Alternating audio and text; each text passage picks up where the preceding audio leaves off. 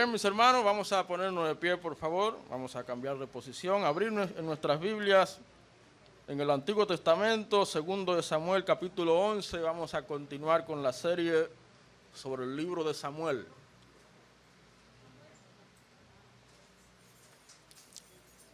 Segundo de Samuel, está en la gaveta.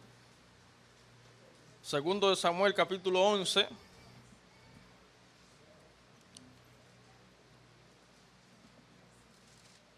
Cuando lo tenga, diga amén. Amén, gloria a Dios. Muy bien. Dice la palabra de Dios. Aconteció al año siguiente, en el tiempo que salen los reyes a la guerra, que David envió a Joab, y con él a sus siervos y a todo Israel, y destruyeron a los amonitas y sitiaron a Rabá, pero David se quedó en Jerusalén. Y sucedió un día, al caer la tarde, que se levantó David de su lecho y se paseaba sobre el terrado de la casa real, y vio desde el terrado a una mujer que se estaba bañando, la cual era muy hermosa. Envió David a preguntar por aquella mujer, y le dijeron: aquella es Betsabé, hija de Eliam, mujer de Urías Eteo. Y envió David mensajeros, y la tomó, y vino a él, y él durmió con ella. Luego ella se purificó de su inmundicia, y se volvió a su casa. Y concibió la mujer, y envió a hacerlo saber a David, diciendo: estoy encinta. Entonces David envió a decir a Joab: envíame a Urías Eteo. Y Joab envió a Urías a David. Cuando Urías vino a él, David le preguntó por la salud de Joab, y por la salud del pueblo, y por el estado de la guerra. Después dijo David a Urías: desciende a tu casa y lava tus pies. Y saliendo Urías de la casa del rey, le fue enviado presente de la mesa real. Mas Urías durmió a la puerta de la casa del rey con todos los siervos de su señor, y no descendió a su casa. Le hicieron saber esto a David, diciendo: Urías no ha descendido a su casa. Y dijo David a Urías: ¿no has venido de camino? ¿Por qué pues no descendiste a tu casa? Y Urías respondió a David: el arca e Israel y Judá están bajo tiendas, y mi señor Joab y los siervos de mi señor en el campo. Y había yo de entrar en mi casa para comer y beber y dormir con mi mujer, por vida tuya y por vida de tu alma, que yo no haré tal cosa. Vamos a darlo hasta ahí.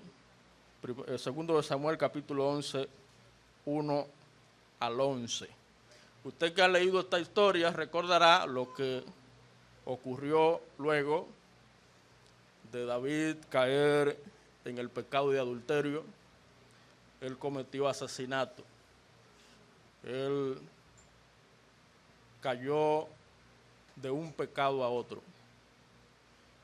Y eso, como señalábamos en el mensaje anterior, fue el inicio del fracaso, no solamente en el reinado de David, sino en su familia, en la vida de David, la caída de David.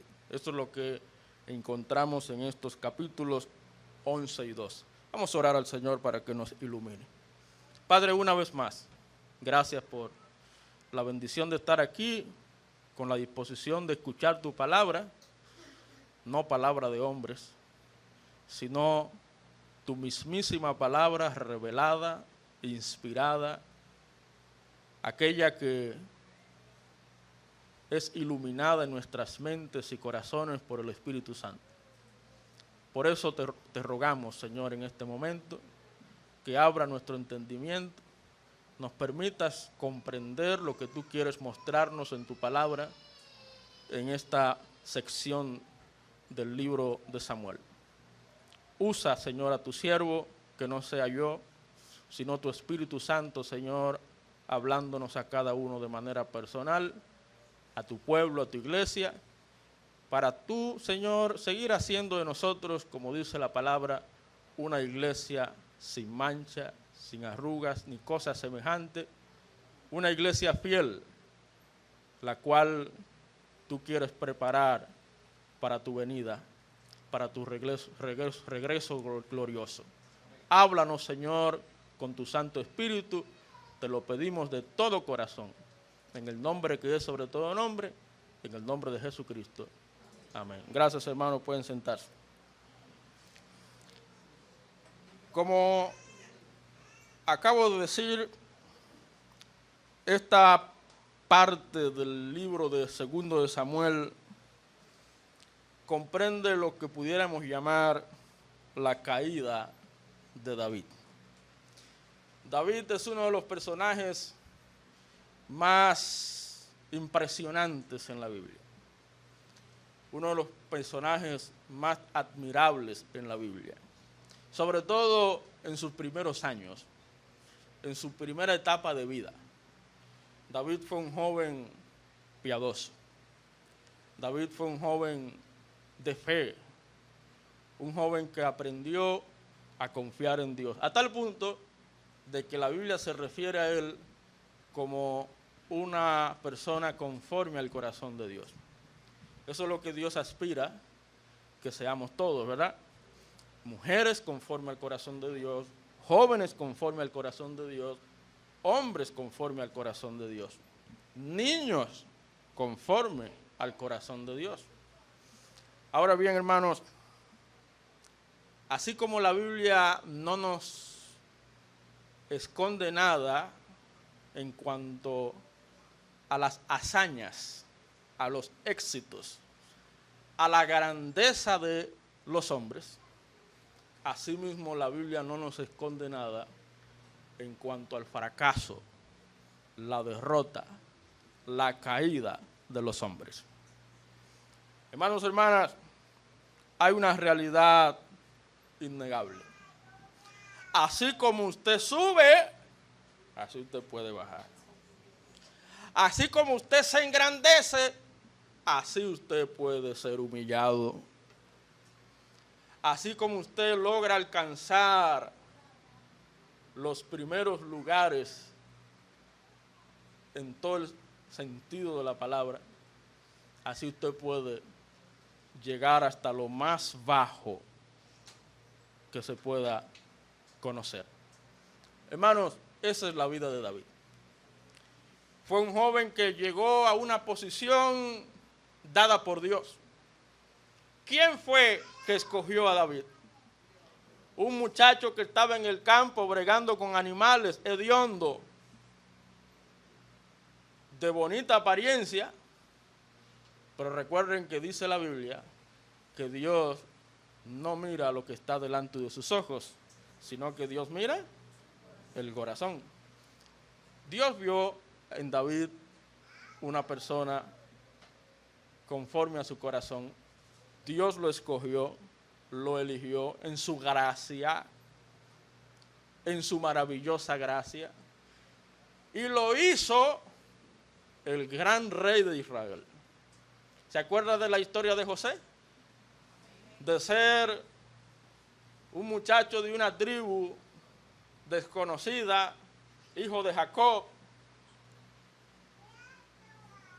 llega a un lugar totalmente desconocido, Egipto, una cultura totalmente extraña para él. ¿Y qué hizo Dios de José? La segunda persona más importante en ese momento histórico en la vida de Egipto. La gracia de Dios, hermano. Asimismo, hermanos, la gracia de Dios nos ha levantado a nosotros. La gracia de Dios nos sostiene. La gracia de Dios derrama bendiciones sobreabundantes sobre nosotros. Bendiciones inclusive hasta materiales, sociales. La bendición de poder relacionarnos con personas de alto nivel. Hay hermanos que son así, que tienen esa bendición, que tienen esa gracia. Pero ¿cuántas veces la Biblia no nos dice, cuidado con el orgullo, cuidado con la soberbia, cuidado con la arrogancia, cuidado con confiar en ti mismo, centrarte en ti, mirarte a ti. Cuidado con quitar la mirada de Dios.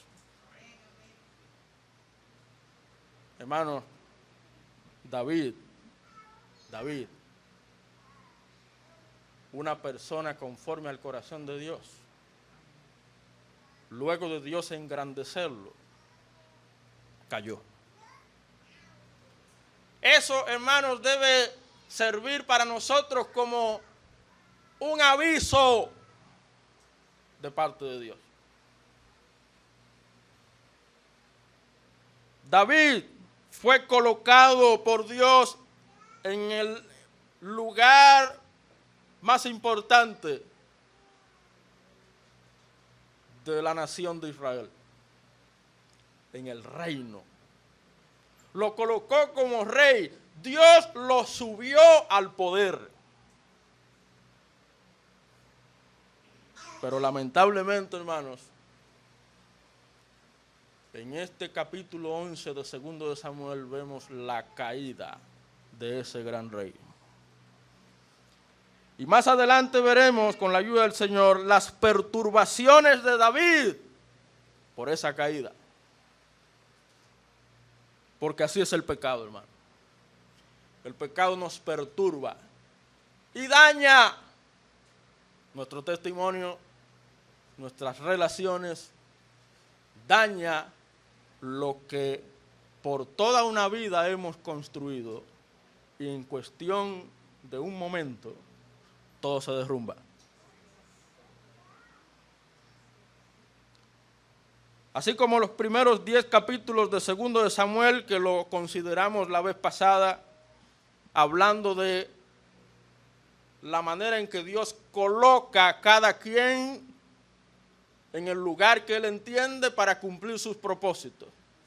Dios te ha colocado a ti en el lugar que Él ha querido para seguir sus propósitos. La pregunta es, ¿realmente ese lugar donde estás siguiendo los propósitos de Dios? Esa fue la pregunta que estábamos reflexionando. Porque si ese lugar, esa posición en que tú estás, en vez de acercarte más a Dios, de ser más útil a Dios, es todo lo contrario, entonces ese no es el lugar que realmente Dios quiere que tú estés. Puede ser un trabajo, puede ser inclusive cualquier relación que tú estés llevando, incluyendo tu familia. Si tu familia se está convirtiendo en un estorbo para seguir los propósitos de Dios, entonces eso significa que tal vez tú no estás siendo el testimonio que tu familia necesita para que Dios pueda obrar en ellos transformación. Porque al final quien convence a nuestros familiares no somos nosotros. Quien convence a nuestros familiares es el Señor, a través de nuestro testimonio. Bueno, nosotros vimos en estos primeros 10 capítulos la grandeza, la subida de David como rey. Ahí se describen los logros y la fama de David.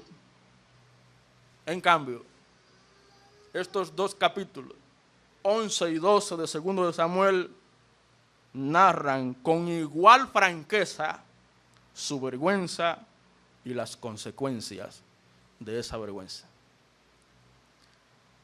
Un comentarista declaró lo siguiente: las caídas de otros nos sirven de aviso. Las caídas de otros nos sirven de aviso. Todos esos fracasos que encontramos en la Biblia, hermanos, son precisamente un aviso de parte de Dios. Por eso es tan bueno leer la palabra de Dios. Porque la Biblia ciertamente nos alienta. Amén. La Biblia nos consuela. De hecho, la Biblia nos enseña. Pero la Biblia dice que ella nos redarguye, ella nos corrige, ella nos instruye. ¿Para qué? Para que seamos maduros, enteramente preparados para toda buena obra. Para eso nos dejó Dios su palabra, para que ya no sigamos como antes, sino más bien seamos instrumentos de bendición, de gloria a Dios, útiles, instrumentos de santidad, instrumentos de amor, instrumentos de paz. Los sucesos en este capítulo deben estudiarse, hermanos, profundamente. No con una mente carnal, porque hay gente que lee la Biblia y comienza a juzgar la Biblia, y comienza a buscarle quintas, sextas y séptimas patas a la Biblia, y buscarles excusas a la Biblia, y peor aún, buscarle justificaciones a la Biblia para las prácticas en que han caído o en que están. Ah, no, tú ves, Salomón tuvo muchas mujeres, ¿y por qué yo no? Tú ves que Salomón, él pidió sabiduría, pero también él buscó lo de él. Yo he escuchado gente así, gente blasfemas, ignorantes, errando en la verdad de Dios. No tienen una mente espiritual. Bueno, cuando vemos este tipo de sucesos en la Biblia, hermano, tenemos que mirarlo con una mente y un corazón dirigidos por el Espíritu Santo, para que no estemos diciendo una cosa que la Biblia no dice. Hermano, ¿qué dice la Biblia? Usted lo sabe. En Gálatas capítulo 6, versículo 1 dice, considerándote a ti mismo, no sea que tú también seas tentado. Eso es una mente espiritual. Y dice la palabra de Dios en la carta a los Corintios que todas estas cosas, hablando del Antiguo Testamento, nos han sido dejadas como ejemplo. ¿Para qué? Para que unas las evitemos y otras las imitemos. Usted sin ningún problema tiene que imitar al David conforme al corazón de Dios, pero jamás al David que pecó. Ah, no, tú ves que David, el rey, pecó. Sí, pero ¿y qué pasó después del pecado? ¿Te olvidas de las perturbaciones? ¿Te olvidas de las consecuencias? Eso es lo que el diablo quiere, que tú te olvides del pecado y de sus consecuencias. Hermano, he titulado este mensaje, Aviso del Rey. Aviso del Rey. ¿Cuál rey? David. ¿Qué David? David fue un rey. El rey es Dios. Y es Dios quien nos revela estas verdades. Es Dios quien nos deja estos sucesos, estas narraciones, estas historias, para darnos un aviso. Dejarle un aviso al pueblo de Dios. Aviso del rey. Hermano, no olvidemos que la monarquía de Israel es un anuncio del verdadero reino que ha de venir. Por eso la confianza nuestra no debe estar en los gobernantes, en las autoridades, que Dios la pone, pero nuestra esperanza no está en ellos. Nuestra esperanza está en el Rey de Reyes y Señor de Señores. El verdadero Rey, Dios. Dios nos ha dejado su palabra para avisarnos.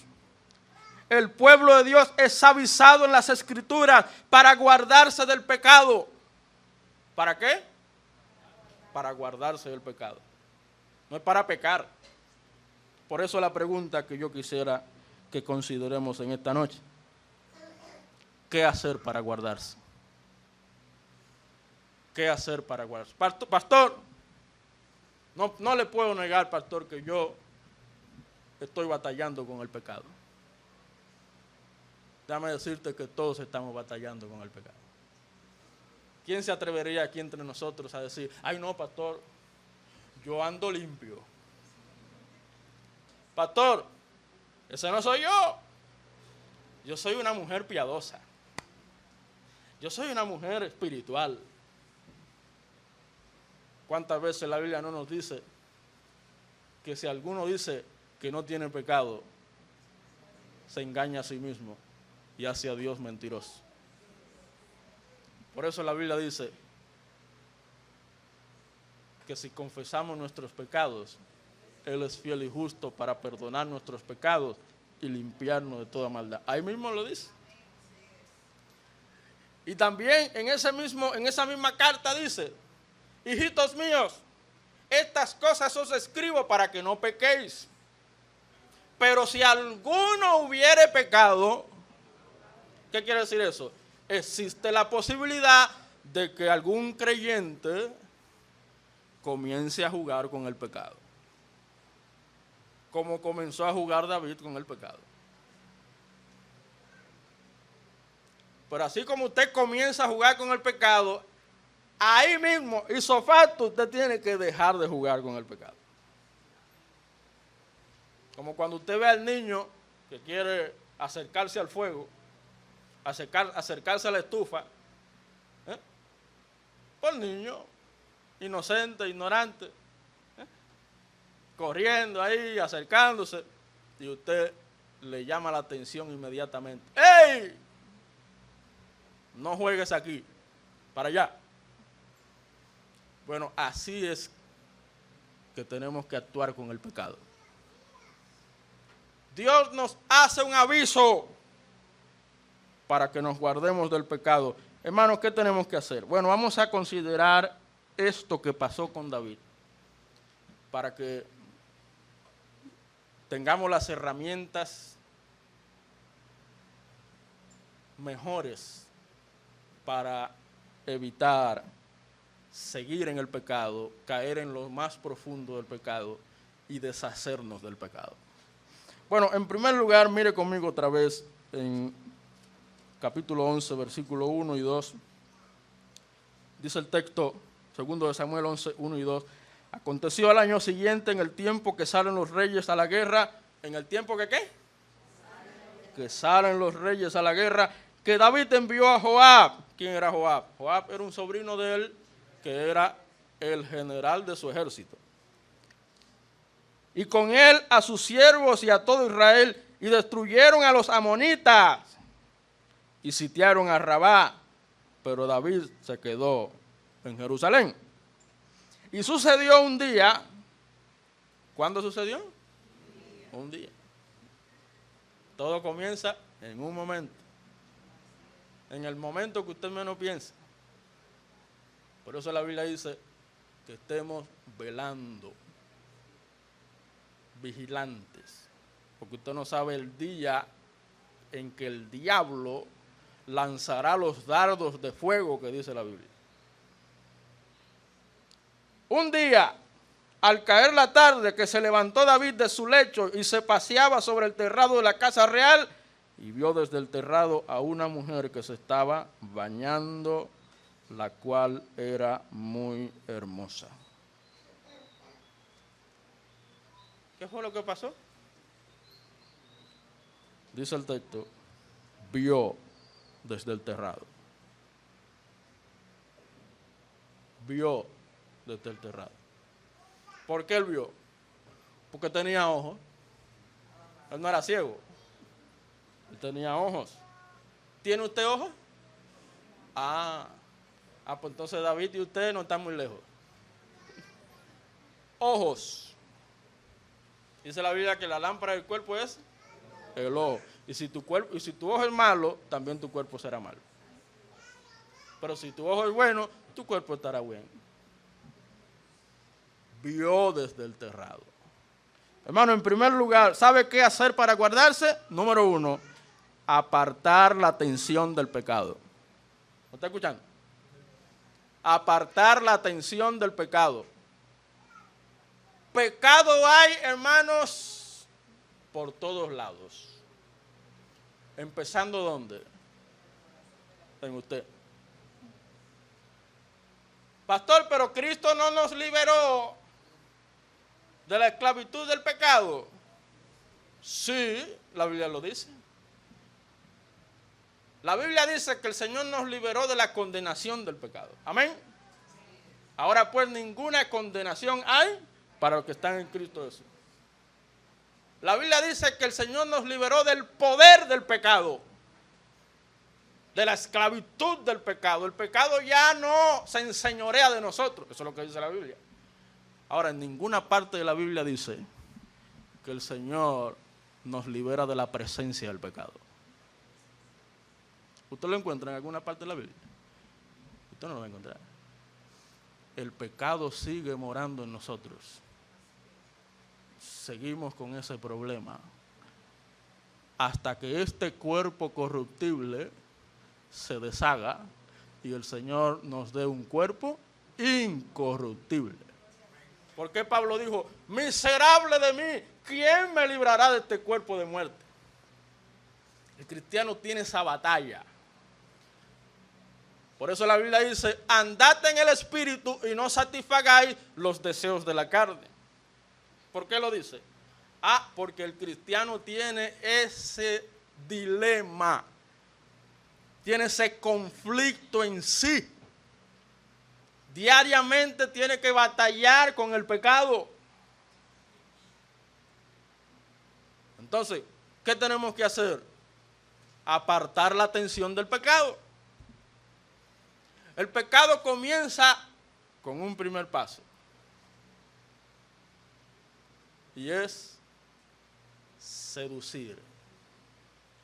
Dice la Biblia que David vio desde el terrado. Pero ¿qué pasó? ¿Apartó él la atención?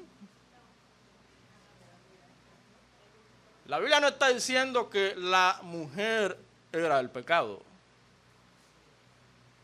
La Biblia lo que nos deja entrever es que la lujuria es el pecado. La lujuria es cuando usted ve algo, oye algo, siente algo, percibe algo, toca algo, piensa algo que usted sabe que no conviene, que usted sabe que no edifica, que usted sabe que no agrada a Dios. Y usted sigue prestando la atención a eso. Puede que sea a través del celular, puede que sea a través de la computadora, puede que sea a través de una relación laboral, puede ser en cualquier circunstancia, situación, experiencia. La clave es apartar la atención de eso. ¿Cuántas veces la Biblia no nos dice, si tu ojo derecho te es ocasión de caer, sácalo y échalo de ti? Porque mejor es que tú vayas al cielo tuerto que vayas al infierno con los dos ojos. Si tu mano derecha te es ocasión de caer, quítala, córtala y échala de ti, porque mejor es que vaya al cielo manco que vayas al infierno con los dos. Hermano, tú y yo sabemos cuáles cosas nos seducen. Tú y yo sabemos cuáles son las cosas que nos arrastran a caer. Aparta la atención del pecado. Dice el texto que David vio desde el terrado. David no pecó al vislumbrar una belleza bañista. Una mujer que se estaba bañando. Pecó cuando no apartó los ojos de ella. Lujuria. ¿Se acuerda de la conversación de Cristo con el joven rico? el Señor le dijo a la pregunta, ¿qué haré para heredar la vida eterna?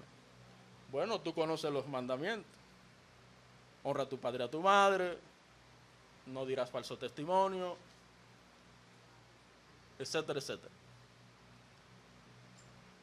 Y el joven le dijo, ¿todo eso lo he guardado?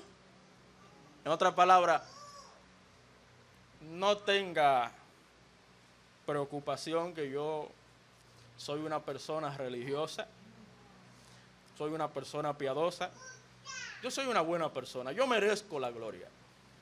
Y el Señor le dijo, una cosa te falta. Anda, vende todo lo que tienes, dalo a los pobres y ven y sígueme. ¿Y qué pasó? ¿Cómo se fue el muchacho? Se fue triste, porque tenía muchas riquezas. ¿Sabe cuál era el pecado ahí? La codicia. Él se olvidó de la codicia. Él se preocupó por los 9 primeros mandamientos y se olvidó del último, porque es un pecado que no se ve, pero Dios sí lo ve. Hay cosas que tú y yo queremos, deseamos, anhelamos y perdemos el sueño por esas cosas. A tal punto de que nos olvidamos de Dios y de las cosas de Dios. Eso Dios lo ve. Entonces, a pesar de que David la vio, y en ese momento David ni siquiera la tocó, pero dice la Biblia que cualquiera que mira a una mujer para codiciarla, ya adulteró con ella en su corazón. ¿Dónde comenzó el pecado en David? En el momento que él la llevó al lecho. No, comenzó en su corazón. Todo porque no quiso apartar la atención del pecado. En vez de poner la atención más bien en el Señor y en las cosas del Señor, puso toda su atención en el pecado. Pero ahí ocurre algo que un predicador dijo, y eso es una de las cosas que se me ha quedado grabada en mi mente y en mi corazón. Digo un predicador que la ociosidad es el taller de Satanás. David estaba ocioso. En el momento, en la fecha, en la época en que los reyes acostumbraban salir a la guerra, ¿qué hizo David? Se quedó ocioso. ¿Significa eso que pasar un rato de descanso sea malo? Un tiempo de vacaciones, un tiempo, ¿verdad?, de aislamiento para recuperar fuerza sea malo. No. Ahora, usted tiene que saber que el diablo no duerme. Usted tiene que saber que el diablo anda como león rugiente buscando a quien devorar. Usted tiene que saber que el diablo está al acecho. Usted tiene que saber que usted tiene que cuidarse. Salir de vacaciones, salir de viaje. Hay cristianos que viajan y cuando viajan se olvidan de que son cristianos. Y no tienen la delicadeza ni siquiera de buscar una iglesia donde congregarse. Hay cristianos que van a disfrutar en otros lugares y ni siquiera tienen la delicadeza de acordarse que necesitan palabra de Dios. Tener un tiempo devocional, un tiempo de oración. Hermano, tenemos que estar velando, tenemos que estar vigilantes de nosotros, porque fácilmente el diablo se aprovecha. Pronto descubrió David que la lujuria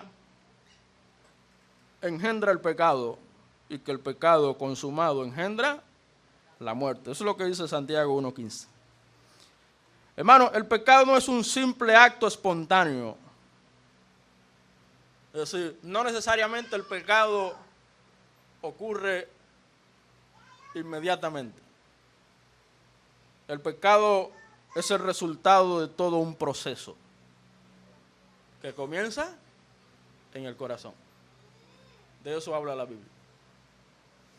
Entonces, inmediatamente usted se sienta seducido, se sienta atraído, lo primero que usted tiene que hacer es apartar la atención del pecado. Apaga el celular ese. La computadora, una de las cosas que yo les recomiendo a los padres es que no le ponga televisión y computadora a los niños en la habitación, a sus hijos. Ay, son ángeles, son inocentes, pastor. Eso cree usted. Dice la Biblia que la necedad está ligada al corazón del muchacho.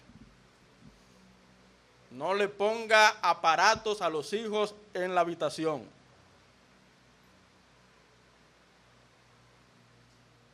Y si usted sabe que usted tiene problemas con la computadora, úsela en el medio de la gente. Que todo el mundo lo vea lo que usted está haciendo. Relaciones. Cuidado con relacionarse con gente que usted sabe que no son espirituales. Aún en la iglesia, ¿eh? ¿Me está escuchando? Aún en la iglesia.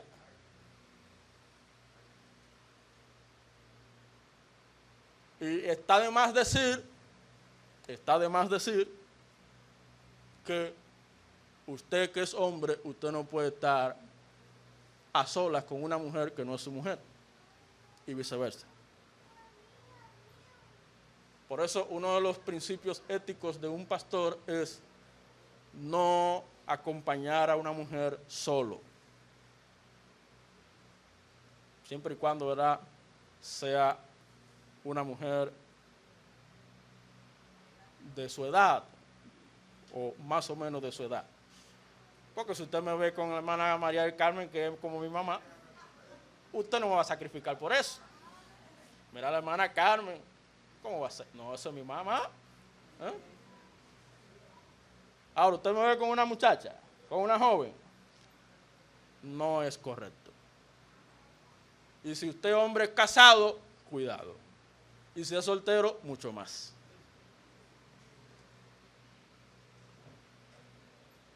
El pecado no es un simple acto espontáneo, es un proceso. Mi esposa tiene que tener acceso al celular sin problema. Y viceversa. Toma.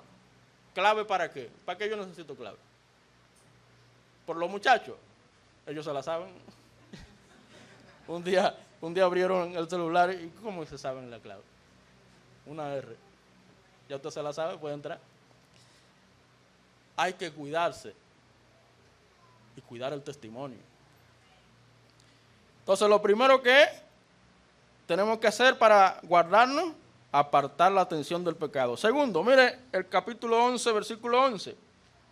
Ya vimos la lectura, ¿verdad? Y en el último versículo dice: y Urías respondió a David: el arca e Israel y Judá están bajo tienda, y mi señor Joab y los siervos de mi señor en el campo. ¿Y había yo de entrar en mi casa para comer y beber y dormir con mi mujer? Óigame, Urías le está a David dándole una lección. Mientras tú estás aquí ocioso, yo quiero estar allá. Y tú deberías estar allá. Hermano, en segundo lugar, ¿qué hacer para guardarse?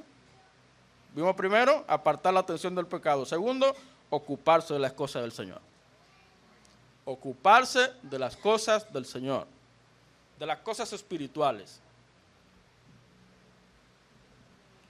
Ninguno de nosotros debe darse el lujo de dejar de orar, de tener tiempo con la palabra y mucho menos dejar de congregarse.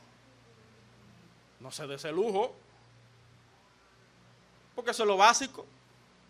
Lo básico, las patas de una mesa. Usted quita una, se cae la mesa. ¿Cuántas veces no lo repitió y repitió el hermano Pastor Andrés? No podemos darnos el lujo. Y súmele ahí ganar almas. Porque el que gana almas sabe que tiene que orar. El que gana almas sabe que tiene que tener tiempo con la palabra. Y el que gana almas sabe que tiene que estar con la iglesia. Ganar almas es reforzar, ¿verdad? Ocupados en las cosas del Señor. Urías tenía antecedentes paganos, Urías heteo, ¿verdad? Y sin embargo mostró mucha más preocupación por el Señor y por su pueblo que David. Mire qué contradicción. No podemos permitirnos olvidar las palabras del Señor cuando dijo, velad y orad para que no entréis en tentación. ¿A quiénes se lo dijo? A los discípulos que se estaban durmiendo. Pero aún así se dejaron vencer de la carne, ¿verdad? Y cuando vinieron a arrestar al Señor, uno de ellos agarró la espada y le llevó una oreja a uno. Se dejó llevar de la carne. Pero si hubiese estado orando, cuando viene a ver, la historia fuera otra. Y si hubiese estado orando, cuando viene a ver, la negación de Pedro no estuviera ahí. ¿Se da cuenta la importancia de velar y orar? Para no entrar en tentación. Eso es parte de la ocupación del cristiano. Trabajar y orar en la viña del Señor. Mi anhelo es orar y ocupado siempre estar. Ocupado siempre estar. Hermano, hermana, las pasiones humanas, las cuales, aunque en sí mismas no son pecaminosas, ¿qué es lo que estamos diciendo? Es decir, el hecho de que usted se sienta seducido no significa que usted ha pecado. ¿Estamos claros ahí? El hecho de que usted se sienta atraído por algo o por alguien que usted sabe que no conviene, eso no significa que eso en sí sea pecado. Pero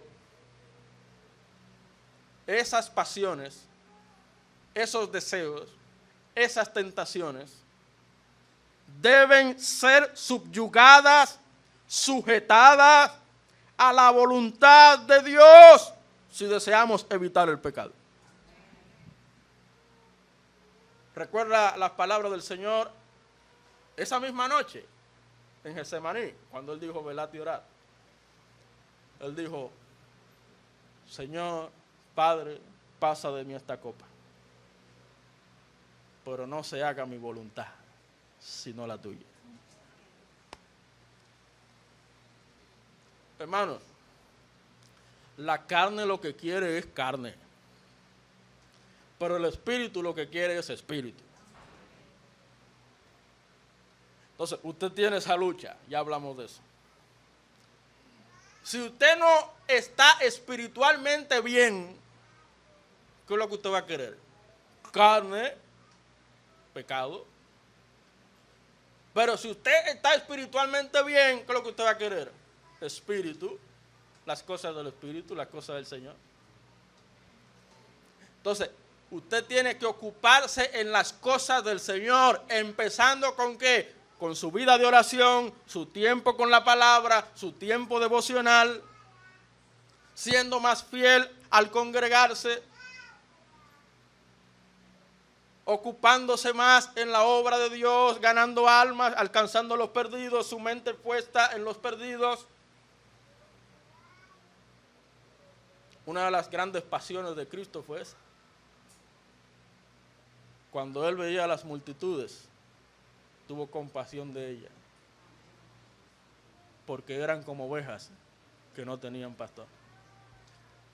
Y después el Señor dice, a la verdad la mies es mucha y los obreros pocos. Rogad al Señor de la mies que envíe obreros a su mies.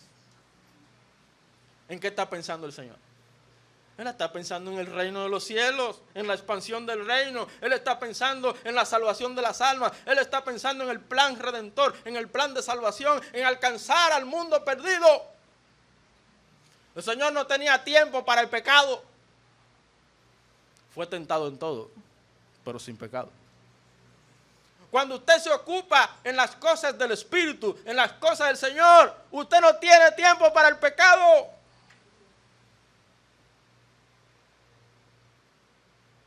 Pero en la medida que usted se va descuidando y descuidando, así mismo se va enfriando y enfriando. La Biblia dice, no apaguéis al Espíritu. No contristéis al Espíritu Santo. Mantengamos el Espíritu encendido en nosotros. Alimentemos al hombre interior, al Espíritu en nosotros. Vamos a alimentar al Espíritu, no a la carne. Pero si usted no le saca tiempo al Señor y a las cosas del Señor, eso fue lo que pasó con David. Ay, no tengo tiempo. Busca el tiempo. Porque si no lo busca, ese tiempo el diablo se lo va a buscar. El Señor lo reprende. Ya hemos visto. ¿Qué hacer para guardarse? Apartar la atención del pecado, ocuparse de las cosas del Señor. Por último, 2 Samuel 11, mire conmigo al final, versículo 25. Ya David estaba empeñado en tapar un pecado con otro pecado. Bueno, tomé la mujer de él, quiero esa mujer, déjame deshacerme de este hombre. Mire cómo el pecado muchas veces nos ciega, nos nubla la mente.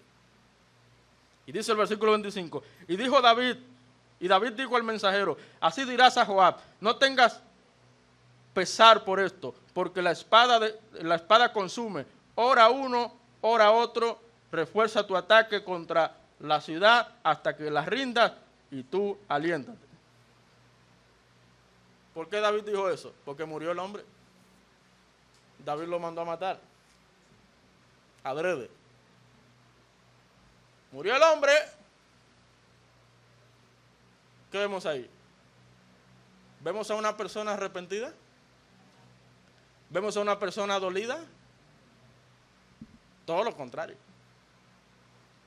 Vemos a una persona ya con su conciencia mala conciencia. Así puede llegar nuestra mente, nuestro corazón, nuestra conciencia a estar. Cuidémonos, hermanos. Es un aviso de Dios. Un aviso. Hermano, en tercer lugar,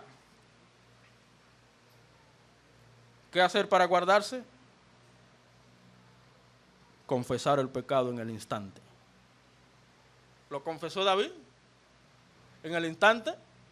No. En el capítulo 12, usted no puede leer el 11 sin el 12. En el 12, ¿qué aparece? Aparece un profeta. ¿Quién era el profeta? El profeta Natán. El profeta era un instrumento de Dios en ese momento histórico para llevar su palabra al pueblo. Recuerden que dice la Biblia en Hebreos que Dios, habiendo hablado muchas veces y de muchas maneras por los profetas, pero también el Señor hablaba por sueños, visiones, hablaba por Urim y Tumim, por la suerte, hablaba por profetas. Ni siquiera el Antiguo Testamento estaba completo en ese momento, en los días de David. Ni siquiera David había terminado los salmos, porque recuerden que, y lo veremos en un momento breve, que David escribió 2 salmos con relación a su pecado. Salmo 32 y Salmo 51. Ni siquiera los salmos estaban completos. Bueno, pues Dios tuvo que usar profetas para hablarle al pueblo, hablarle al rey.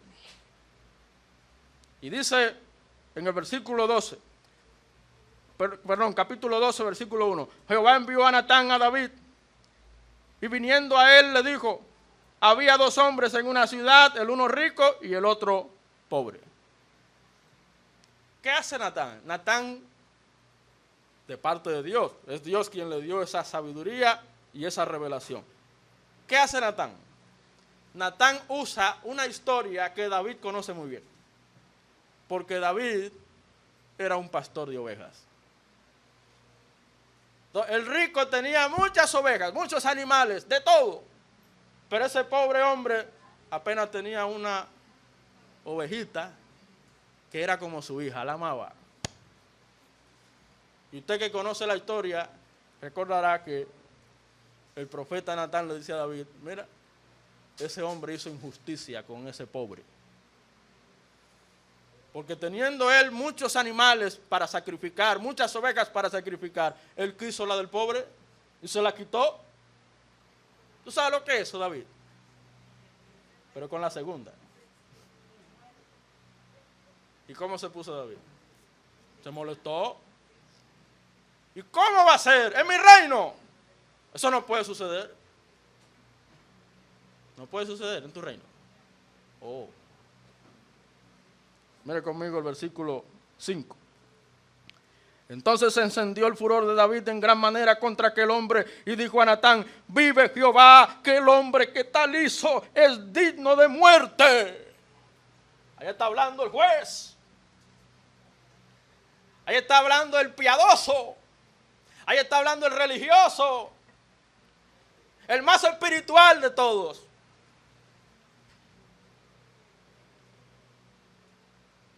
Versículo 6.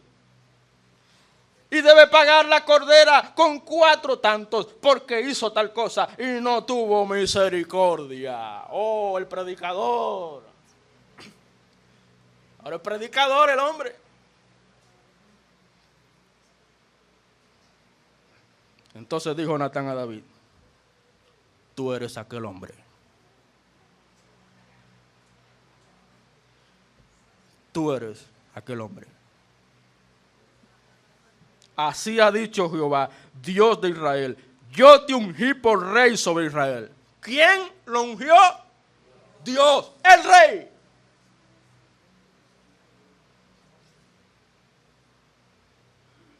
Y te libré de la mano de Saúl, y te di la casa de tu señor, y las mujeres de tu señor en tu seno. Además te di la casa de Israel y de Judá, y si esto fuera poco, te habría añadido mucho más. Porque yo soy el rey. Versículo 9. ¿Por qué pues tuviste en poco la palabra de Jehová? ¿Cómo es? Tuviste en poco la palabra de Jehová. Hermano, una de las cosas que nos lleva al pecado es olvidarnos de la palabra.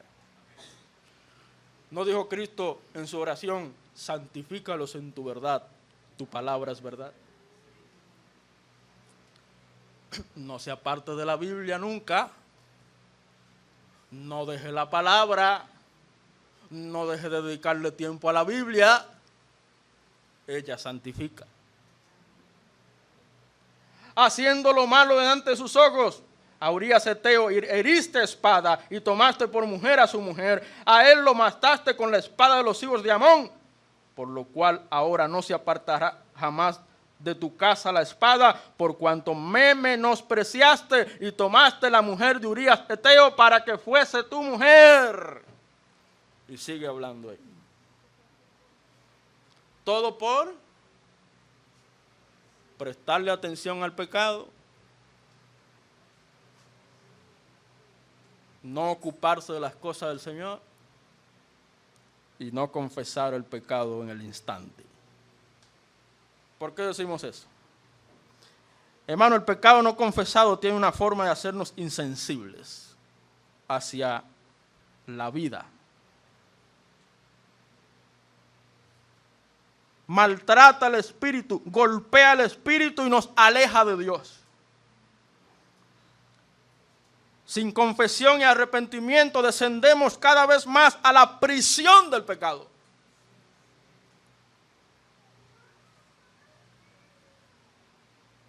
David tuvo que ser confrontado. ¿Con qué? Con la palabra. La palabra nos confronta. Toda la escritura es inspirada por Dios y útil para enseñar, para corregir, para redarguir, para instruir. Por eso cuando usted escucha la Biblia, no se ponga guapo con la Biblia. No se ponga guapo con el predicador, porque es la palabra de Dios la que te confronta. Y si usted busca consejo de parte de Dios, toma el consejo, aunque le resulte incómodo, pero tómelo. El mismo David hace descripciones de los efectos de su pecado, de su estado de resistencia a arrepentirse. En el Salmo 32, vamos al Salmo 32. Ya con eso cerramos. Salmo 32. Le animo a leer también el 51, donde David también habla de su pecado, de su situación. En el Salmo 32 dice, Salmo de David: bienaventurado aquel cuya transgresión ha sido perdonada y cubierto su pecado. Bienaventurado el hombre a quien Jehová no culpa de iniquidad y en cuyo espíritu no hay engaño. Mientras callé, versículo 3. Mientras callé, se envejecieron mis huesos. Y en mi gemir todo el día, porque de día y de noche se agravó sobre mí tu mano y se volvió mi verdor en sequedades de verano. Pero David no se quedó tirado en el suelo. Él tomó fuerzas por la misericordia y la gracia de Dios. Versículo 5. Mi pecado te declaré y no encubrí mi iniquidad. Dije, confesaré mis transgresiones a Jehová y tú perdonaste la maldad de mi pecado. Por esto orará a ti todo santo en el tiempo en que pueda ser hallado. Para eso es el aviso de Dios. El aviso de Dios es: oye, tú que estás siendo seducido, tú que estás siendo atraído por el pecado, confiesa tu pecado al instante. No lo dejes para después. Dice la palabra: el que encubre sus pecados no prosperará, mas el que lo confiesa y se aparta alcanzará misericordia. Si confesamos nuestros pecados, Él es fiel y justo para perdonar todos nuestros pecados y limpiarnos de toda maldad. El Señor perdona. El Señor restaura. El Señor da oportunidades. Y mientras más larga le des al pecado, mayores serán las perturbaciones. Y de eso hablaremos en el próximo mensaje. Las perturbaciones de David por su pecado, como una advertencia para el pueblo de Dios. Hermanos, ya a manera de reflexión. ¿Ya vimos qué hacer para guardarse del pecado? Apartar la atención del pecado, ocuparse de las cosas del Señor, confesar el pecado en el instante. ¿Estás tú guardándote del pecado? Hago la pregunta. ¿Estás tú guardándote del pecado? ¿O el pecado te está arropando? Solamente tú lo sabes. Dios deja en su palabra claros avisos para confesar el pecado y apartarse de él.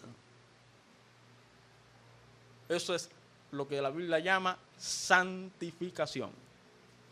Un proceso en el cual usted va creciendo en su relación con el Señor, apartándose cada día más del pecado. Esa es la santificación. Cristo nuestro abogado. ¿Quién es nuestro abogado? Cristo. Él está siempre presto para liberarnos del pecado. Esa es la ventaja que tiene el cristiano. El cristiano tiene la ventaja de que tiene a un defensor, un abogado justo, presto a ayudar. Busquemos la ayuda del Señor. Nunca nos apartemos del Señor, nunca nos olvidemos de Él. Busquemos su socorro cada día. Amén. Vamos a orar. Oh Señor, gracias. Gracias por hablarnos, gracias Señor por tu palabra, gracias Señor por estas historias que tú nos dejas en tu palabra, en la cual somos avisados. Somos avisados de parte de ti para estar vigilantes, estar atentos de cómo andamos. Ciertamente, Señor, tenemos una guerra interior. Tenemos una lucha entre la carne y el espíritu. Una lucha con la presencia del pecado en nosotros. Pero qué bueno, Señor, es saber que contamos con tu ayuda. No estamos solos. Esta guerra no se puede librar solo. Esta guerra es una guerra que tiene la victoria asegurada, pero en Cristo. Tu palabra dice, fortaleceos en el Señor y en el poder de su fuerza. Vestíos de toda la armadura de Dios para que podáis estar firmes. Y habiendo acabado todo, estar firme.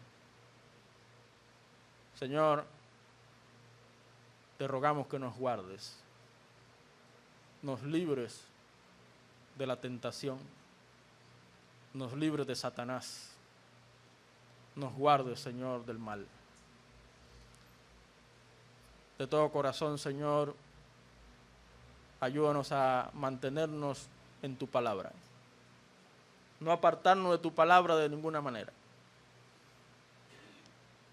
Que podamos todos los días darle un momento a la palabra y permitir así que ella siga obrando en nuestros corazones y mentes, transformando nuestras vidas. Te pedimos, Señor, que nos guardes en santidad, en pureza, en integridad delante de ti. Gracias, Señor, por la confianza que tú nos das. Que tu Santo Espíritu, Señor, nos revista con su poder. Que tú, Señor, nos llenes del Espíritu Santo, nos controles con tu Santo Espíritu, que podamos andar en el Espíritu y no en la carne. Gracias, Señor. Ante ti nos rendimos, nos ponemos en tus manos, Señor. Ahora presentamos el tiempo que queremos tener con nuestra hermana Marilis en la funeraria. Llévanos con bien, que podamos ser de consuelo para ella, de aliento para ella. Que tu Santo Espíritu, Señor, ponga esa gracia. Te adoramos, Señor, en el nombre de Cristo Jesús. Amén. Gloria al Señor.